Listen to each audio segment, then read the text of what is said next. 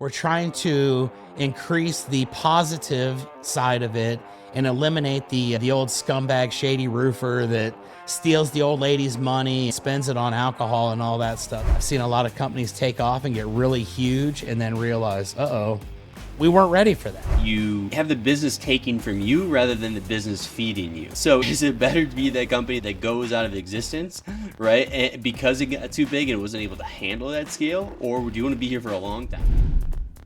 I got my boy Chuck Allen, woo, the owner of Keeping It Rio, I guess the host of Keeping It Rio podcast, and the owner and CEO at Rio Blanco Roofing. My man, how we living? Pleasure to have you.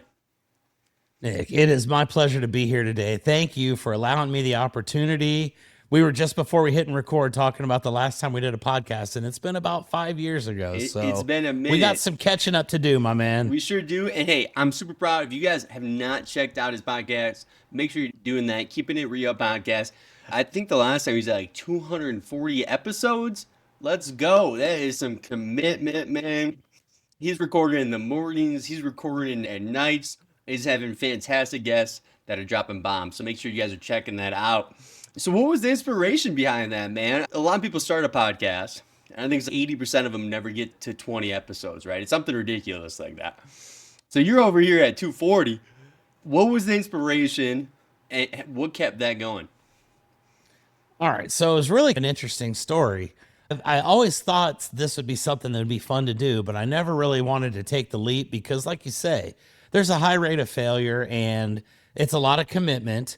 But what really happened to get this thing rolling was it's been about 4 years ago now. The company, we had a social media challenge. We were teamed up with a social media company, and it started off as what was going to be a weekly for a quarter. And our management team was going to go live, and we were going to talk about whatever was happening in the roofing business. So-and-so just sold a deal this week, and we helped this nice person. And oh yeah, we're going to be working in the community. So I took that as my opportunity. And it was myself and my partner company at the time, which was ASAP Roofing. And their managers and our managers were going to go in consecutive hours. They were going to go at 6. We were going to go at 7. So me being me, I was like, you know what? We got to show out here, fellas. We need to be the brand that people are looking at saying, oh, damn, those guys really have it going on. So I had this name, Keeping It Rio, in mind. It just randomly came to me one night, and I was like, we're going to make this Keeping It Rio. And I treated that social media challenge for the quarter as our premiere. Episode 1 was literally the first one we did. We went live and did it for about almost 100 episodes. I guess about 85, 90 episodes. I had my panel with me, and we've switched it up a little bit. The last 130 or so have basically been like what we're doing today, where it's me doing an interview with random people, not just roofing industry, but I have had 27 different authors. Wow. I've had NASCAR drivers, professional fighters, magicians, morticians, hot sauce chefs, you name it, people from all over the world. I had a nice lady from Vanuatu, which is a little tiny island in the middle of the Pacific. Didn't even know it existed until she told me the story. I've had Miss Texas beauty pageant contestants. And like I said, just anybody that I can find that's fun to talk with. I like meeting people, and no better way than saying, hey, nice to meet you. Let's go ahead and hit record and let them tell their story. So it was inspired by that social media challenge. That was really what kind of ignited it. But I was planning on doing it at some point. I just am very thankful we had that opportunity, because once it became a thing, it was like, all right, here you go. This is what you wanted. So as you been doing it ever since. The first 100 episodes, right? It's a challenge. It's a social media challenge. It's something that you guys are doing as an organization, right? As a partnership. And then all of a sudden it starts to grow its own, like almost its own set of legs, and become something that's even more real. And now all of a sudden you're switching it up and you're interviewing all these great people.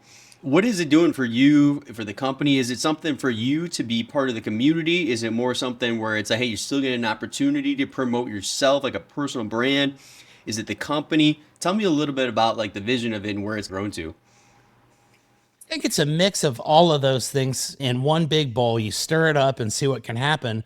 But the reality of the matter is, I've started when it was myself and my panel. we started having guests on. We started having live call-ins and really made it into a radio show type deal, which was a lot of fun. And one day I'm going to go back and do something like that again. I'm going to find some more people that want to do it. And since I've transitioned it to where now it's a one-on-one, or maybe I'll have a couple guests, I use it for a lot of different things. I put the clips out to help people in the roofing industry with knowledge and just getting to talk to some great people. I use it a lot to promote my company. I have sent little clips to homeowners. Maybe someone has fallen off the radar and they've ghosted me or whatever. I'll send a clip from the English magician, a card trick or something. And I'll say, hey, did my guy make you disappear? What's going on? Stuff like that. And it's been so many different things that I've been able to use it for. But at the end of the day, it's just fun for me. And if I can find a way that I can use it to help generate revenue, obviously that's a great thing.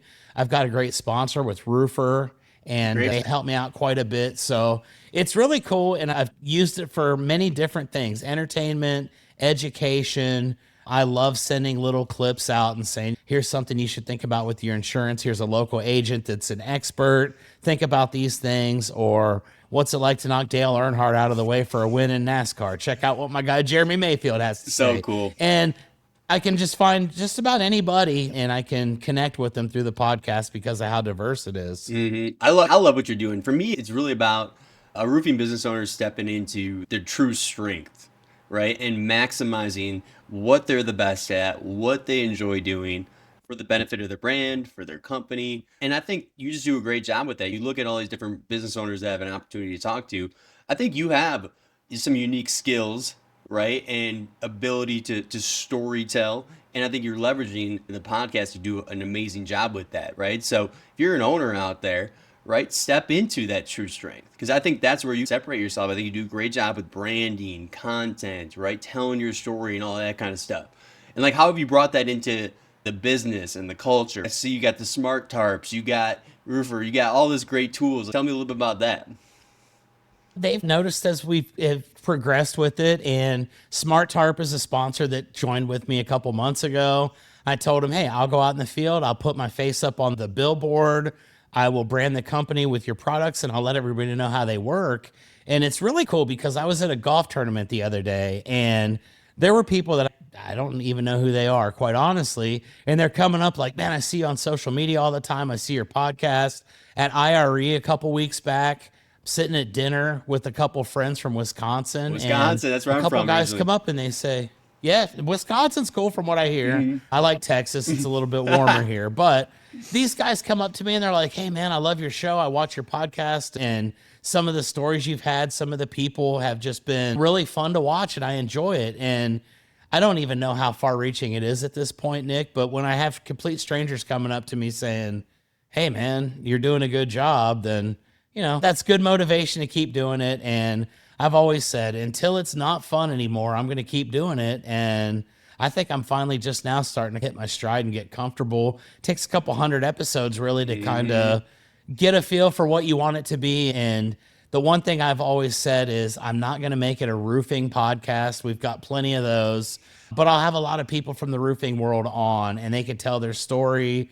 And we're never going to talk nuts and bolts or what kind of shingle brands do you use or anything like that. It's more about fun, but you got the hat. The hat's conversation. telling me what shingle brands you're using over here. There you go. I'm a big old Atlas guy. I guess you're right. I didn't even realize I had the hat on, but yeah, it's one of those things. You're an Atlas guy? Absolutely. Absolutely. For the last 17 years. Well, that's 17 years, dude. I love it. We've had a couple people from Atlas. I love Atlas. I'm all about it, dude. And I said, so the golf tournament, you were with ABC Supply. I saw that. How was the golf game? I saw that they gave the golf shoes. I think they gave a hat. Those looked pretty fresh. The gift, so they're hooking it up. They hooked it up. They hooked it up. If nothing else, I'm going to come out looking good. Did you play like Tiger Woods? I could tell a really bad joke, and I'm not going to. So, no, I didn't. I play more like, I don't know, one of those guys that's not alive anymore that was maybe a legend back in the day. But it wasn't about winning. Going in, I knew we weren't going to be competitive because I understand my skills, and golf is probably not one of my high-level skills that I've developed over the course of time. I practice a lot, and it seems like I get worse the more I practice, but it was fun, and that's all I really could say. I went out there. I got to spend 4 hours with a couple people that I didn't even know, got to become friends, make some connections, and we ate well. We had a lot of cool jokes. We had a lot of fun together. And at the end of the day, we finished 33rd out of 36. And that's three teams that were worse than us. Last year, I was the second from the bottom. So I Moving feel up. like it's an improvement, exponential growth in my game. And And next year, maybe we break the top 30. And let's be for real, none of us out here listening are good at golf, okay? So we might have magical days, but let's be for real. Golf is the hardest sport. You just got to go out there, have fun, build the relationships.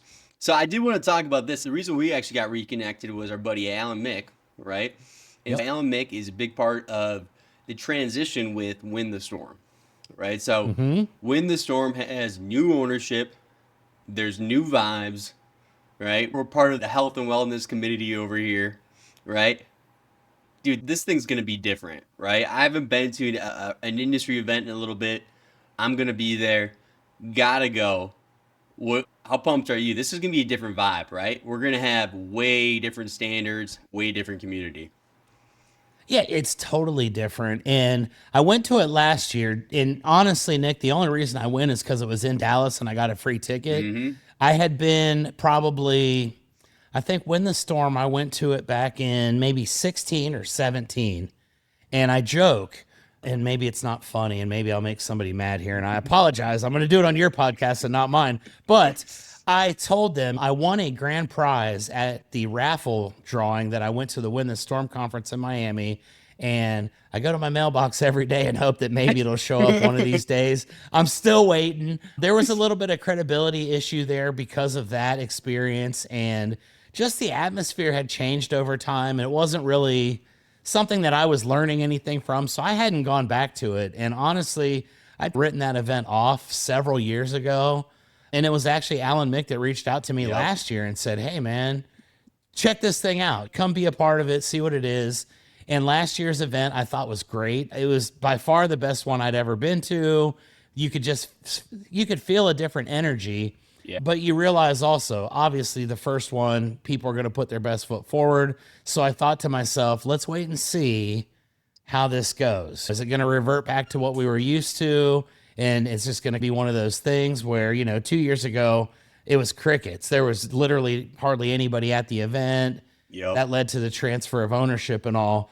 But Alan reached out to me about maybe 4 or 5 months ago and started talking about, hey, man, we're going to bring a lot of people from the industry into this. We're going to change the perception. We're going to change what it is. It's going to be a community.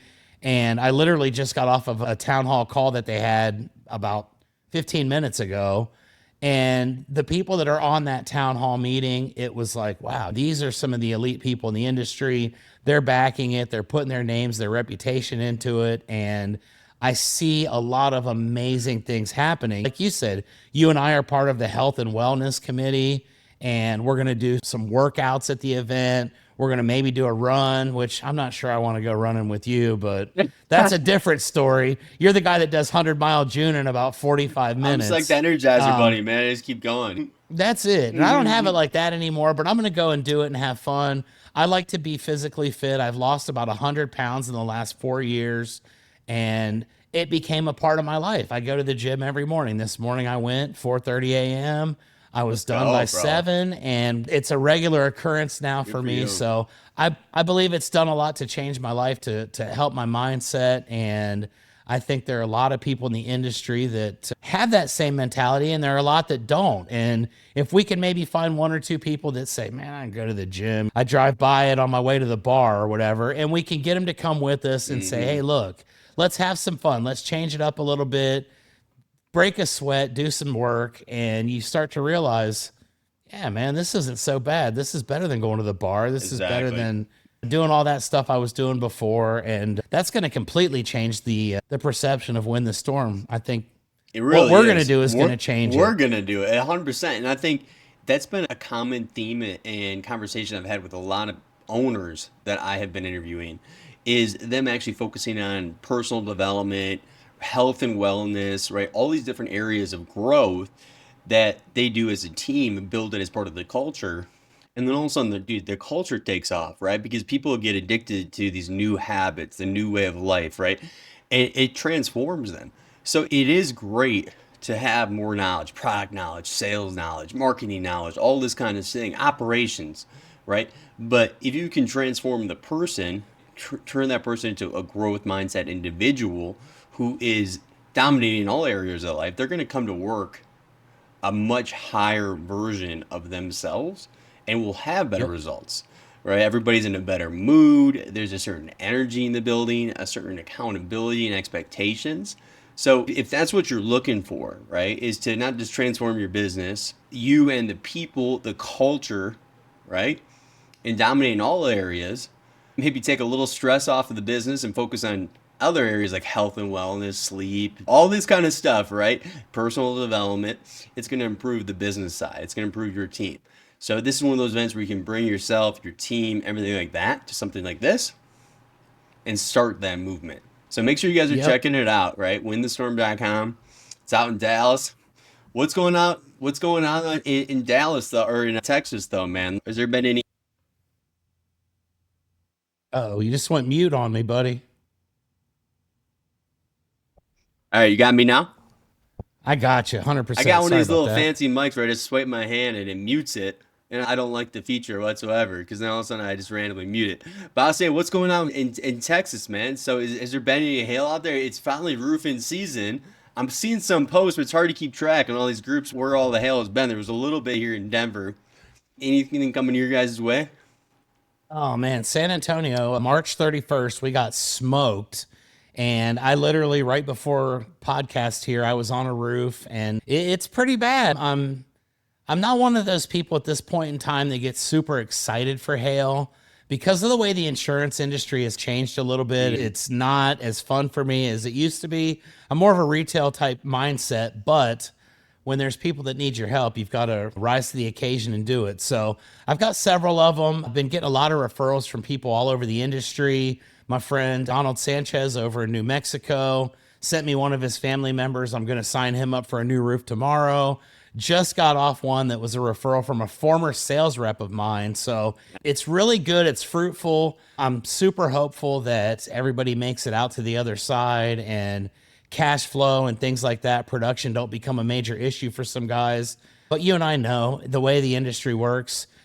People get excited, they go out there, they overpromise, underdeliver, Mm-hmm. maybe don't have the ability to produce what they're able to sell. And my goal is to be here at the end of this deal and still be helping people and have a nice even level playing field for my company to where I don't have to worry about money. I don't have to worry about being overproduced and I don't have to worry about stress, which makes me probably a lot different than most people in the storm restoration world. But How can they that's avoid that okay. then? Is that them just trying? It's almost a little bit of ego greed of trying to take on too much at once, and then the system just isn't built for that. I think it's that. And I think I was just telling this nice lady, in Texas, we don't have any licensing for roofing. So Mm-hmm. I joke with the lady and I said, you could start your own roofing company and go sell your neighbor a roof today. And you're just as credible as any of these other people. But what really happens, Nick, is people want to live the American dream, right? Yeah. That's what's beautiful about this world. You can have that dream, you can have the vision, and you can go out and start a roofing company. We get a hailstorm, and I think a lot of people look at some of the larger scale companies and say, yeah, dude, they go out and they do 50 million, 20 million, whatever the number is.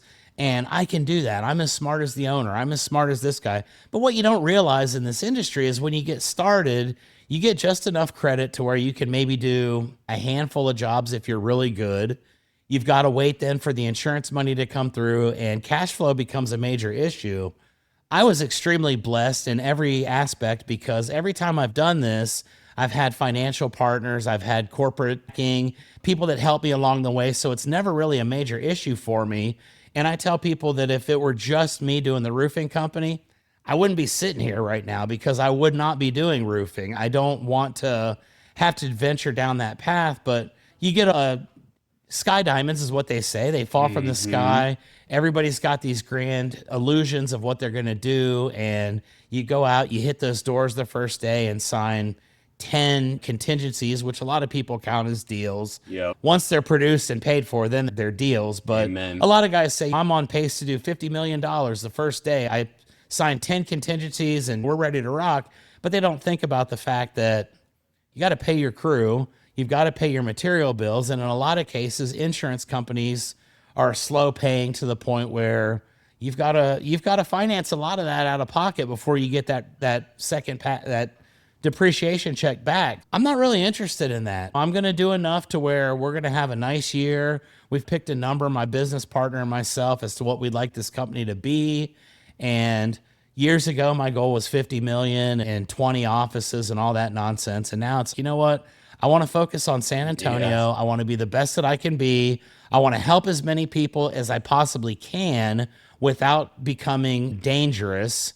And I want people to say, hey, this guy's awesome. I work mostly off referrals now. Yep. And I think that's the way to go at my age and my 27 years in the roofing industry. I've seen a lot of people come and go, and I've seen a lot of companies take off and get really huge and then realize, uh-oh, we weren't ready for that. Yeah. And I want to be happy. I want to go work on playing golf. I want to do more podcasts, and I want to help people, but I want to give them a 5-star experience from beginning to end.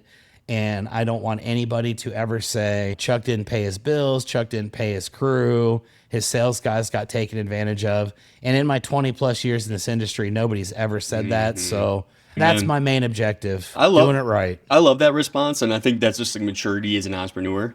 Like, you look at my first couple of businesses, so I've been an entrepreneur for 10 years, right? And all I wanted to do was blow it up, right? It's like this ego thing. It's like head count, it's revenue, all these things. And then when you say that mindset, sometimes you have the business taking from you rather than the business feeding you. So you almost have to start with the mindset of, hey, what do I want this business to be able to do for me? What do I want this business to unlock for me? More time with my family, more time with my friends. I want more time for hobbies. I want whatever it might be, right? And flip the script. And I think that's when things change. As a roofing contractor, you don't have to go out and do 70 locations. You don't have to go out and do nationwide franchise model. You don't have to do that. And a lot of times you see these companies that are doing 50, 100 million, all of a sudden they're gone overnight. So is it better to be that company that goes out of existence, right? And because it got too big and it wasn't able to handle that scale? Or do you want to be here for a long time, longevity, right? Do you want something that's continuing to feed you and growing at a steady rate that's sustainable? And I think that's the model that makes the most sense for most people. Wouldn't you agree? Struggling to manage leads and clients? Take control with our free guide, Master Construction CRM Systems, a 7-step guide to success. Streamline your business, improve communication, and drive profits like never before. Don't miss out. Click the link in the show notes and download it now. 100%. And my business partner, it's funny you say that, a podcast came out this morning. Last week, he had Dmitry Lipinski come visit his supply company over in Ohio. And it's a small, independent, family-owned company. My business partner, Jason Shumway, started this with his own money. He's financed the entire thing. And he also owns a roofing company. He partnered up with me in 2023 here at Rio Blanco. And we had that agreement right off the bat. We both said, look, dude, stress has taken me to the point where I didn't want to be in the industry anymore. I hated roofing. I didn't want anything to do with this for a while. And it was like, let's have fun. Let's help people, but let's not build it to the point where it's out of control, where we have to rely on all kinds of outside factors for success. Let's work to our strengths. And like you said, networking, branding, doing stuff like that is my thing. I get a lot of referrals. I get a lot of local leads from, hey, I saw your Facebook video. I saw your video on Nextdoor, whatever. And we just both said, hey, if we can get into 1.8 to 2.4 million and we can make good money, it's not going to make me a super wealthy individual, but at the same time, I don't care. Yeah. I want to have fun. I can drive a decent car. I don't need a Lambo. I don't need a Bugatti. I'm not one of those people. I like to wear hoodies and jeans. Yeah. Yeah. And as long as it's fun. And really, my main thing here is I've got a couple people that have partnered up with me. I've got a great sales rep who's put a lot of faith in the company. He's been in the industry in other aspects for years, saw what we were doing. We sat down and had lunch one day back in December, and I said, hey, man, if you want to work with us, we'll create an opportunity to make a good, solid living, do things the right way, be honest, not have to worry about not being able to sleep at night or who's going to come knocking on the door. And then I've got a couple guys that do my production with me that have been in the industry. My main guy's been in it for 35 years as an installer. And he's a humble guy, perfectionist, has OCD. He stays 2 hours after the crew and he's picking up nails in the yard and making sure all the paint's right and just doing all that. And my goal when I sat down with him was, what do you want? And his wasn't money driven. It was, I want my kids to be proud of me. And I want to be able to provide them with some of the things that I wasn't able to get when I was growing up because my parents were in the labor side as well. One of my goals for this year is to send my guy Francisco and his family to Disney World at the end of the year. And that's not a huge, massive expense, but it'll Pretty mean the cool. world to them. And to me, that is really the only thing that I'm looking at now is the experience. I've been in it. I've worked for multiple businesses. I've had different companies. I've been in distribution. I've opened a distribution center from scratch and built that. And I know what stress feels like. I know what pressure is. And I haven't been feeling that for the last year and a half or so. And I've gotten used to it. So That's a pretty I'm not good looking feeling. to jump out and break over. What percent of owners can say that? Not many. Not many. I think it's the guys who have been in it for a number of years and realize, okay, if we continue down the path of trying to build a empire, and there are plenty of people that are capable of doing that. There are mega companies in this industry, and I'm great friends with some of the guys who own some of the largest companies in the country, and they're happy because they've been able to detach from it and they've built such a huge team that they've got people doing things. I like to be hands-on still. My favorite thing to do is go out. I met a nice lady. She's probably 80 years old. She's having trust issues because all these door knockers are hitting her house and she doesn't know who any of these people are. She's never heard of any of them. Her good friend used to be a sales rep for me, very trusted guy. He says, hey, call Chuck. I go sit down at the table. I explain how this is going to work. I make her smile, make her laugh. And to me, that's the thing I've always enjoyed the most. And I lost track of that when I started growing the business to where I would have sales managers and I'd have branch managers and my salespeople couldn't even contact me. There was like a invisible fence where you have to call this guy. You can't even reach out to me. And I like the hands-on approach. I like being out in the field. I'm a people person. I'm not one to sit behind a desk and do paperwork all day. So that's what I want. I just want to enjoy it. I want to go out and do that whenever I want. I want to be able to tell somebody they're not a good fit for my company. If they're not, I don't want to feel like I have to work with people that are going to be bad. I don't want to have issues with not paying the bill. I can't get this guy on the phone. Insurance isn't paying me. I just want to have fun, Nick. That's Amen all. to that, dude. Hey, you're doing it the right way. That's the whole reason we get in business. We want to have our freedom. We want to be able to make our own decisions. So you're living the way you want to live. So I love it. And one thing I wanted to touch on too is you mentioned the insurance stuff. And this is a topic that I've been trying to talk to a lot of different people to get their different opinions on it. And you basically said, hey, we try to avoid it. We do take on some. Now, when you say that, are you taking insurance work and then just doing like a finance model where you're not involved in it? Or are you trying to avoid that kind of damage work and try to just focus on just strictly just a retail model? I live in a storm market. Oh, I know. And once it hits, you start getting calls from people. And the last year and a half, though, I'm not going to lie to you, I have not run a single insurance claim. Wow. Every roof I've done has been retail. And I've really enjoyed that because I think retail is the more fun way of going about it. I joke A little and say, tougher this to ink sell pen, it. A little tougher. well, if you don't know what you're doing, and I think that's why I like it because I've spent years honing my craft and getting good at it, and I feel like I can go out there and I can beat anybody in this market. And if you're watching this in San Antonio, probably talking to you, but I think I do can an beat episode anybody in my recap, market. a little competition out there. I'd love that. Oh, anytime. Retail sales wars, I'm all about it.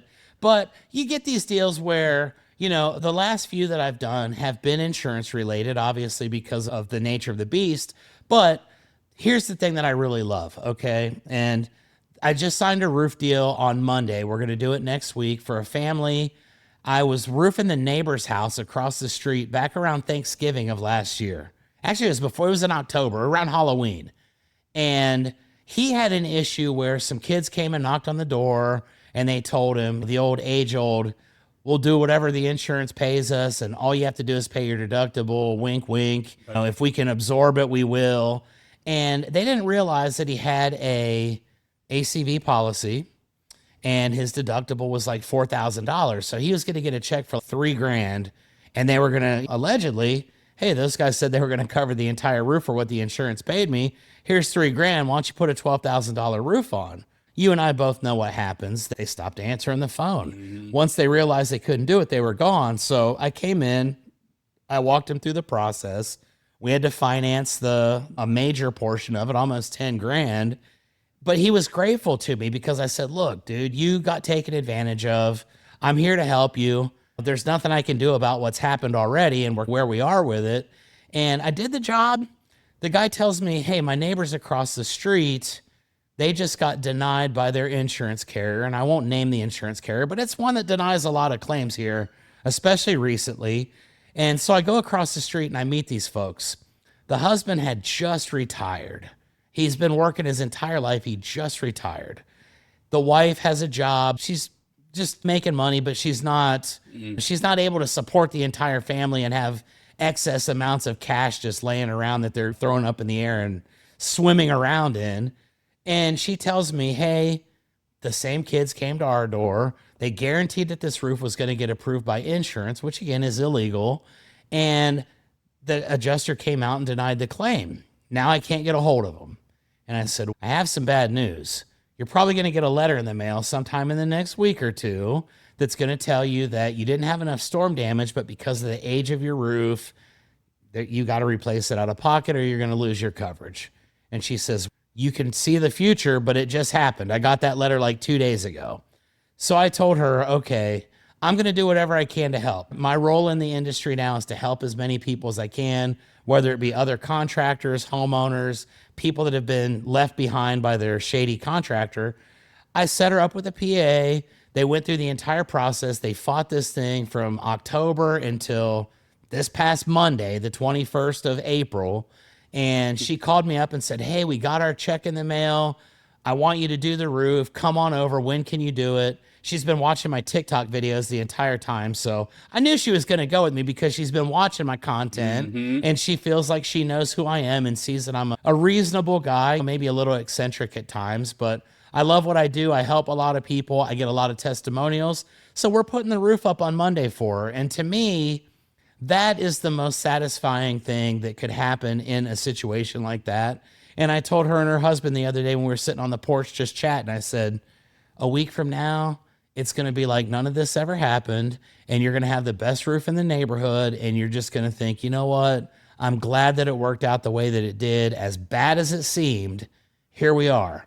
And to me, that's the role that I really enjoy the most now, is being the guy that goes and takes care of those people that have been screwed, because it's happening a lot more, unfortunately, than I'd like for it to happen. And I think it's a lack of education. I think it's a lack of competence.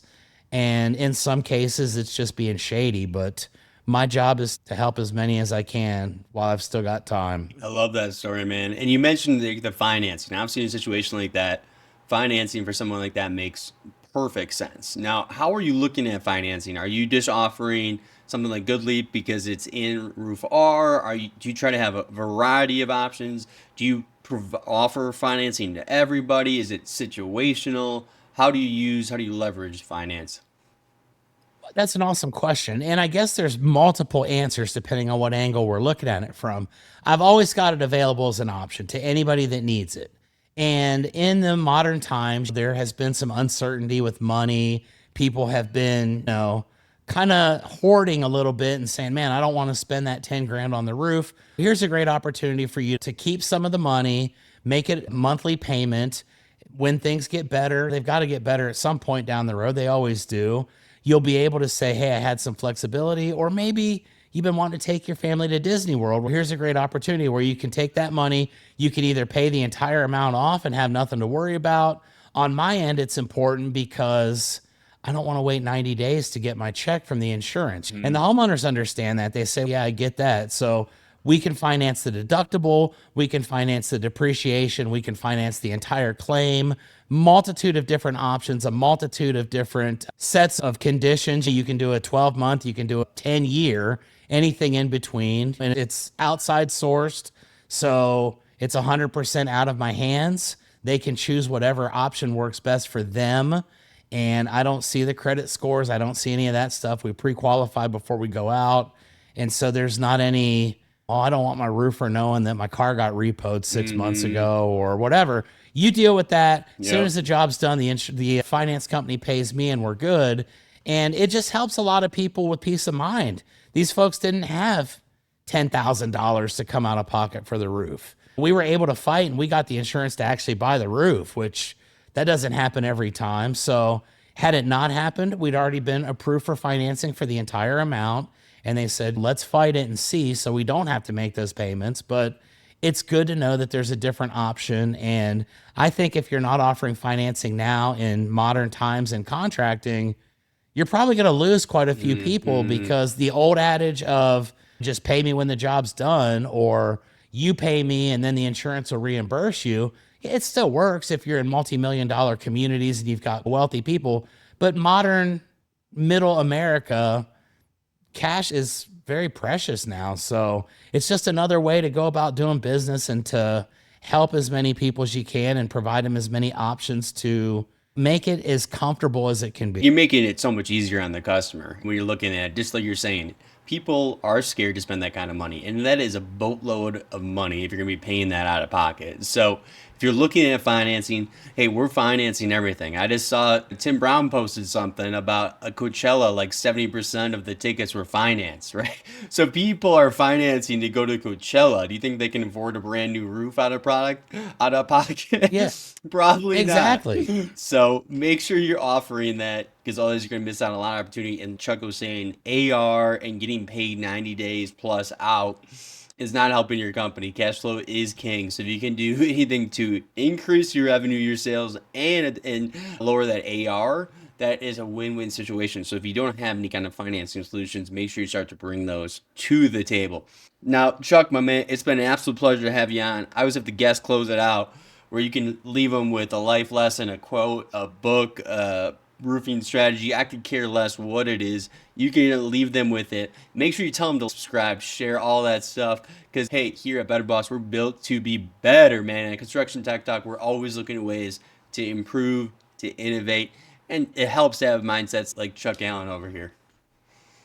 Okay, I'm pretty good about this. I close my podcast out with an ad every single week. Thank you guys for watching the podcast today. We appreciate it. One thing I do want to mention is an upcoming episode of Keeping It Rio is going to feature this young man. This is going to be next week. So we're going to do a guest appearance trade-off. Can't wait for that opportunity. Anybody that's in this industry, I think we covered quite a bit, financing and all that stuff. To me right now, the most important thing is to be an ethical person. I know a lot of people that go in with good intentions and they end up having major problems, but I know a lot of people that go in with bad intentions. And if you're one of those people, stay away from our industry. We're trying to improve. We're trying to make it better. We're trying to increase the positive side of it and eliminate the old scumbag shady roofer that steals the old lady's money, spends it on alcohol and all that stuff. So do the right thing. Be in the industry. There are a lot of people that are willing to help you along the way. If you've got any questions, I'm always available. Chuck Allen on Facebook or Instagram or TikTok or LinkedIn. Wherever you can find me, I'm pretty much everywhere. And guys like Nick and myself are here to improve the world for the roofing contractors and the homeowners and make physical fitness a regular part of your life as well. You'll thank yourself years from now.